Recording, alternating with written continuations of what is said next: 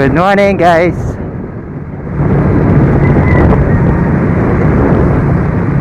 It's JR Navea here, and welcome back to our channel.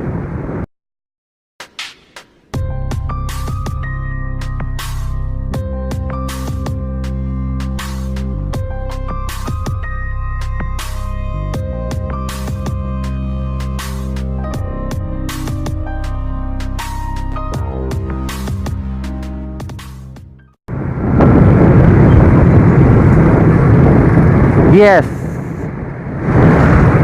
maybe you notice now na naiba yung pangalan ng ating channel. It became automatic from JR Navea Motovlog.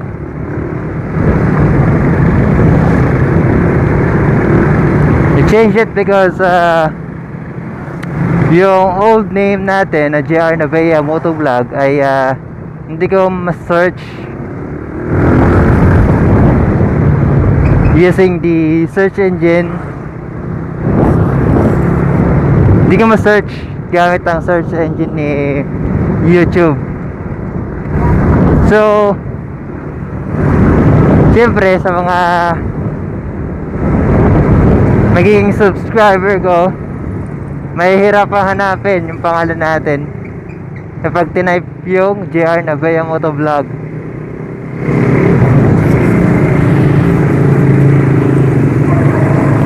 Right? Medyo nahirapan ako magsalita.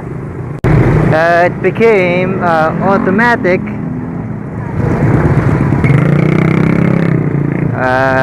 Spelling, alam niyo naman yung spelling ng automatic, di ba? Para I change it to automatic para madaling hanapin. So nung una tinest ko muna, I try to search automatic sa Google and also on YouTube. Siyempre wala naman tayong nakita na merong gumagamit na itong pangalan. So I decided to change it to automatic. And why automatic? Well, simple lang. We're using a Mio scooter, which is an automatic motorcycle. That's it. Actually, naisip ko na yon nung last ride namin with Gen 1 ZX, Genox, or whatever they called him.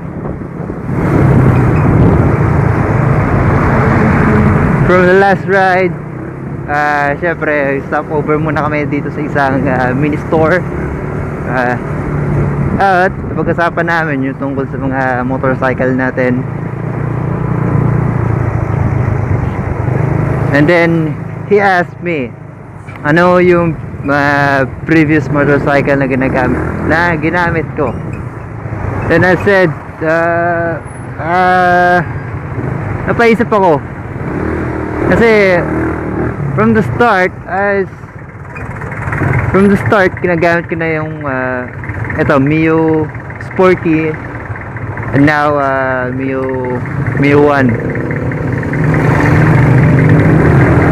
Doon ko naisip na puro automatic pala yung ginagamit natin or yung ginamit natin.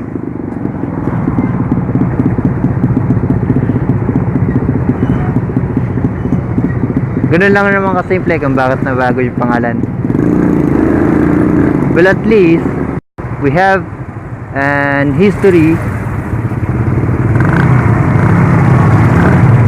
kung bakit automatic ang pangalan ng channel natin ngayon. Excuse me. I start riding a motorcycle since 2011. Am I right? If I'm not mistaken, from that year, so almost 7 years na akong nagra-ride ng motorcycle.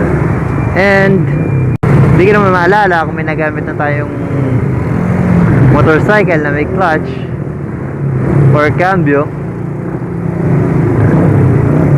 Pero I think wala pa.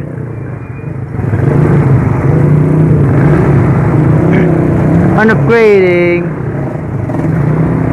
niisip ko rin gumamit na rin ng ng may clutch. Para may iba lang. Kaya lang syempre aaralin ko pa eh.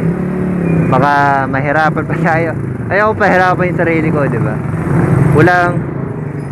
Walang taong gustong pahirapan ang sarili niya.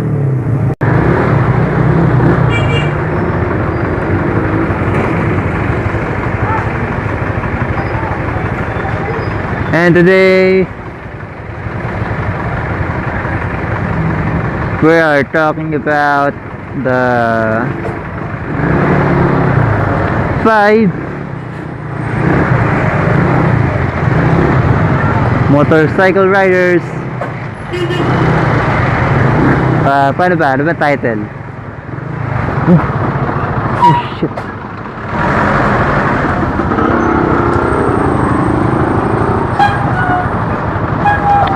My throttle loose, man.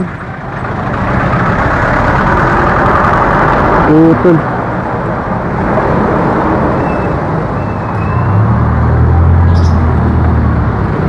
Shit.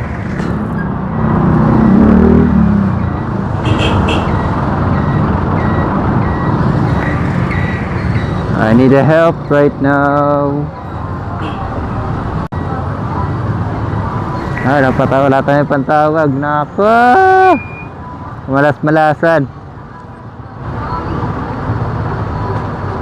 Oop. Naputol.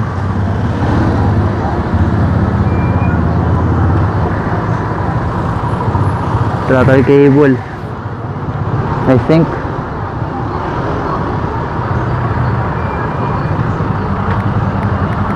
Trying to contact my partner, Mayang, to save us here. Ay nako. Dahil this is broken. Ayun, sira. So I think throttle cable siya. Wala naman tayong magagawa kundi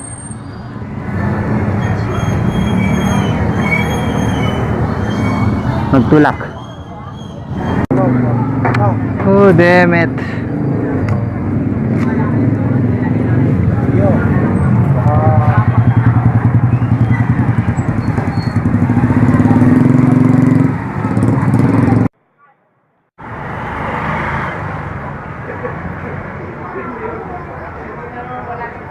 So that's it.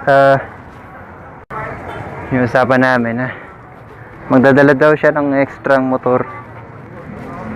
Actually yung motor niya yun. So hintayin na lang natin siya dito.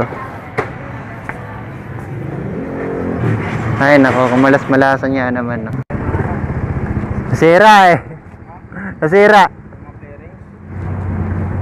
Hindi, sira yun sa motor ko, yung pula. Ay pula. Ay hiram lang pala yan. Yung throttle sa cable putol siguro. Hindi ka dapat mini-maintenance kasi yung motor mga 3 times a week. Oo nga I-check up pa kami sa kanya. Yeah, he's right. Dapat 3 times a week daw.